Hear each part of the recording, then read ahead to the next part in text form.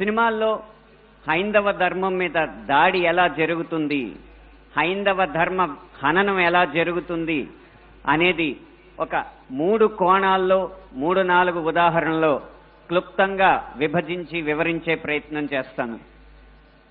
ఇక్కడ దాడి 3 కోణాల్లో జరుగుతుంది. అందులో ఒకటి కావ్యేతిహాస పురాణాలని వక్రీకరించడం, 2 తెర మీద కనిపించే పాత్రల్లో వినిపించే పాటల్లో హైందవ ధర్మాన్ని దుర్వినియోగం చేయడం, 3 తెర వెనక మా ముందు అన్యమతస్థుల ప్రవర్తన. ఈ 3 అంశాల్లో మొదటిది కావ్య పురాణేతిహాసాల వక్రీకరణ. వాల్మీకి రామాయణం, వ్యాస భారతం భారత సాహితీ వాన్మయ శరీరానికి 2 కళ్ళ లాంటివి. కానీ అదే వ్యాస భారతాన్ని, అదే వాల్మీకి రామాయణాన్ని వినోదం కోసం వక్రీకరించిన సందర్భాలు కోకొల్లలు. గత కొన్ని సంవత్సరాల ముందు వచ్చిన చిత్రాల నుంచి నిన్న మొన్న విడుదలైన కల్కి చిత్రం వరకు కూడా కర్ణుడికి పాత్రకి అనవసరంగా ఆపాదించిన గొప్పతనాన్ని చూసి ఒక సినిమా రంగానికి చెందిన వ్యక్తిగా నేను సిగ్గుపడుతున్నాను, నిర్మోహమాటంగా చెప్తున్నాను. అది కూడా ఈ కృష్ణా జిల్లా గడ్డ మీదే నిలబడి చెప్తున్నాను. అప్పటి చిత్ర దర్శకులు, ఇప్పటి చిత్ర నిర్మాతలు ఇదే జిల్లా వారికి చెందిన వారైనా సరే పొరపాటు అని మనం చెప్పకపోతే ఈ హైందవ ధర్మంలో పుట్టినట్టు కాదు, ఈ హైందవ ధర్మాన్ని ఆచరించినట్టు కాదు, హిందువుగా ప్రకటించుకోవడం వ్యర్థం అని చెప్పి ఘంటాపథంగా తెలియజేస్తున్నాను.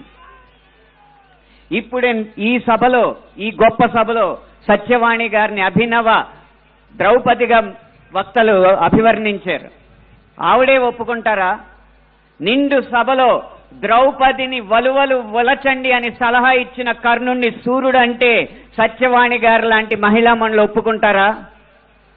గంధర్వుల్ని చూసి, గంధర్వ సైన్యాన్ని చూసి ప్రాణమిత్రుల్ని కూడా వదిలేసి ప్రాణభయంతో పరుగులెత్తిన కర్ణుణ్ణి ధీరుడు, సూర్యుడు, వీరుడు అంటే ఈ హైందవ సమాజం ఒప్పుకుంటుందా?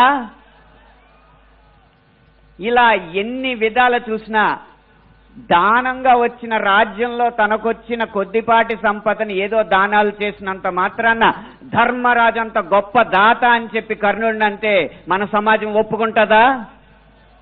నిన్న మొన్న వచ్చిన కల్కి సినిమాలో అగ్నిదేవుడు ఇచ్చిన ధనుస్సును పట్టిన అర్జునుడి కంటే సూర్యుడు ఇచ్చిన ధనుస్సు పట్టిన కర్ణుడు వీరుడు అని చెప్తుంటే యుద్ధంలో నెగ్గేది ధనుస్సా ధర్మమా అని ప్రశ్నించకుండా మనం ఊరుకుంటామా? ఒక్క భారతంలోనే కాదు, వాల్మీకి రామాయణంలో రాయి ఆడదైనట్టు, రాళ్లను తేల్చి వారధైనట్టు, రాముడు లవకుశుల మధ్య యుద్ధం జరిగినట్టు, ఇలా చిత్రీకరణకు అందంగా ఉండడానికి ఎన్నో అభూత కల్పనలు, ఎన్నో వక్రీకరణలు జరుగుతుంటే ఇంకా మనం ఇలా ఊరుకుంటూ ఉంటే ఎన్ని సినిమాలు ఎలా వస్తాయి? ఒక్క వక్రీకరణే కాదు, చిత్రీకరణలో, గీతాలాపనలో ఎన్ని రకాల హననాలు జరిగినాయో మనం గమనిస్తూ ఉండాలి. మీరు కొంతకాలం క్రితం ఒక హిందీ పాట వినే ఉంటారు, దమ్మరదం మిటుజాయహం బోలో శుభశ్యాం హరే కృష్ణ హరే రామ్. రండి దమ్ము కొడదాం, కలుసుకుందాం, శుభ సాయంత్రం చెప్పుకుందాం, తర్వాత హరే కృష్ణ హరే రామ్ అందాం. భగవత్ తత్వాన్ని, భగవద్భక్తిని జగత్ ప్రస్తుతంగా జగద్విదితం చేసిన ఇస్కాన్ వారి నినాదం హరే కృష్ణ హరే రామ్ ని ఒక ఐటమ్ సాంగ్ లో పెట్టుకుంటే ఒప్పుకుంటావా? మీ ముందు ఇప్పుడు 2 దారులు ఉన్నాయి. కాళీ అన్న సినిమా డాక్యుమెంటరీ పోస్టర్లో కాళికామాత సిగరెట్ కాలుస్తుంటూ ఒక పోస్టర్ వేస్తే మన ముందు 2 దారులు ఉన్నాయి. ఒకటి నిమ్మకు నీరెత్తినట్టు కూర్చోవడం, 2 నిగ్గదీసి నిలదీయడం. మీ దారి 1, 2? పీకే అన్న సినిమాలో రాయి మీద పాన్ పరాగూసి అదే శివలింగం అని చెప్పి వెటకారం చేసి అన్య మతస్థుల మందిరాల్లోకి మాత్రం వెళ్లకుండా వాళ్ళు తరిమి కొట్టినట్టు తెలివిగా తప్పించుకున్నారు. అప్పుడు మన ముందు 2 దారులు ఉన్నాయి, నిమ్మకు నీరెట్టినట్టు నుంచోవడం, నిగ్గదీసి నిలదీయడం. మీ దారి 1, 2? కాస్మిక్ సెక్స్ అన్న సినిమాలో ఇంత అద్భుతమైన పీఠాధిపతుల ఆహార్యాన్ని అనుకరించి గురువులు పీఠాధిపతులు వచ్చిన శిష్యురాలతో శృంగార కార్యకలాపాలు చేస్తున్నట్టు చూపెడుతున్నారు. మీ ముందు రెండే దారులు ఉన్నాయి. ఒకటి నిమ్మకు నీరెత్తినట్టు కూర్చోవడం, రెండు నిగ్గదీసి నిలదీయడం. మీ ఆప్షన్ ఒకటా రెండా? ఎంఎఫ్ హుసేన్ లాంటి చిత్ర దర్శకుడు, చిత్రకారుడు సరస్వతి దుర్గా మాతల బొమ్మల్ని అశ్లీలంగా వేసినప్పుడు వారి కోవలోనే అక్రమ్ హుసేన్ అనే చిత్రకారుడు కృష్ణుణ్ణి బార్లో ఉంచి గోపికల్ని బికినీల్లో చిత్రించినప్పుడు మన ముందున్న దారులు రెండే రెండు. ఒకటి నిమ్మకు నీరెత్తినట్టు కూర్చోవడం, రెండు నిగ్గదీసి నిలదీయడం. మీ దారి ఒకటా రెండా? ఛత్రపతి శివాజీ తర్వాత అంత గొప్ప మరాఠా యోధుడు బాజీరావుని బాజీరావు మస్తానీగా ప్రేమ పిచ్చోడుగా చిత్రీకరించినప్పుడు మన ముందు రెండే రెండు దారులు ఉన్నాయి. ఒకటి నిమ్మకు నీరెత్తినట్టు కూర్చోవడం, రెండు నిగ్గదీసి నిలదీయడం. మీ దారి ఒకటా రెండా?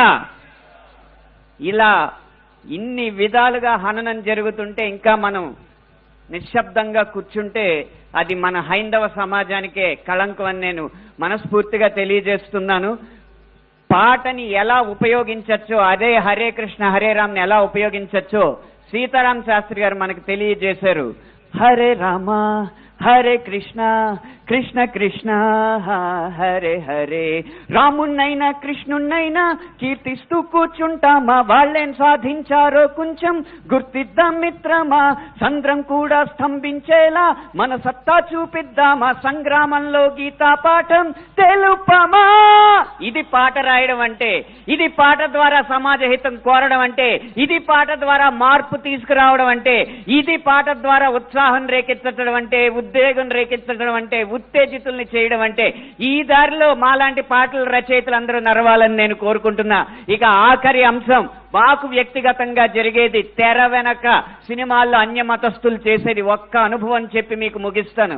ఒక సినిమా పాట రాయడానికి నేను ఒక సంగీత దర్శకుడి దగ్గరికి వెళితే ఆ పాటలో బ్రహ్మాండ నాయకుడు అన్న హిందూ పదం ఉందని చెప్పి ఆ పాట చేయనన్నాడు. నువ్వు ఒక్క హిందూ పదం ఉందని చెప్పి పాట చేయనన్నావు కాబట్టి జీవితాంతం నువ్వు చేసిన ఏ పాటకి నేను రాయనని చెప్పి ప్రతిజ్ఞ చేసి 15 సంవత్సరాలుగా ఆ వ్యక్తికి నేను పాట రాయలేదు.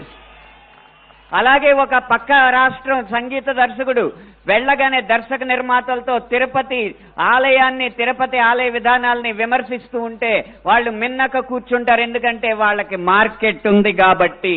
ఇదే మనం గీత గీయాలి కింద. సినిమా అనేది నేను ముందు చెప్పినట్టు వ్యాపారాత్మకమైన కళాత్మకమైన వ్యాపారం కాబట్టి ఆ వ్యాపారాన్ని సినిమాకి లేకుండా చెయ్యాలంటే హిందూ ధర్మాన్ని హననం చేసే సినిమాలని, హిందూ ధర్మంపై దాడి చేసే సినిమాలని ప్రభుత్వం బహిష్కరించకంటే ముందు మనం తిరస్కరించాలి. బహిష్కరణ కంటే తిరస్కరణే గొప్ప మార్గం. ముందు మనం తిరస్కరిద్దాం. వాటికి వ్యాపారం రాదు, డబ్బులు రావు. డబ్బులు రాకపోతే ఏ నిర్మాత వచ్చి హిందూ ధర్మాన్ని హననం చేసే సినిమా తీస్తాడో మనం చూద్దాం. భం భం భం భం భళా భళా మోగిందిర శంఖారావం, ఇది హైందవ శంఖారావం. హిందూ బంధువులందరొక్కటై ముందుకే గమని భావం, ముందు చూపాలి ప్రభావం. 3 నిమిషాల ఈ పాట రాసే అవకాశాన్ని, 5 నిమిషాల ఈ ప్రసంగం చేసే అవకాశాన్ని నాకు ఇచ్చిన ఈ నిర్వాహకులకి వేవేల పాదాభివందనాలు తెలియజేసుకుంటూ జై హింద్, జై శ్రీరామ్.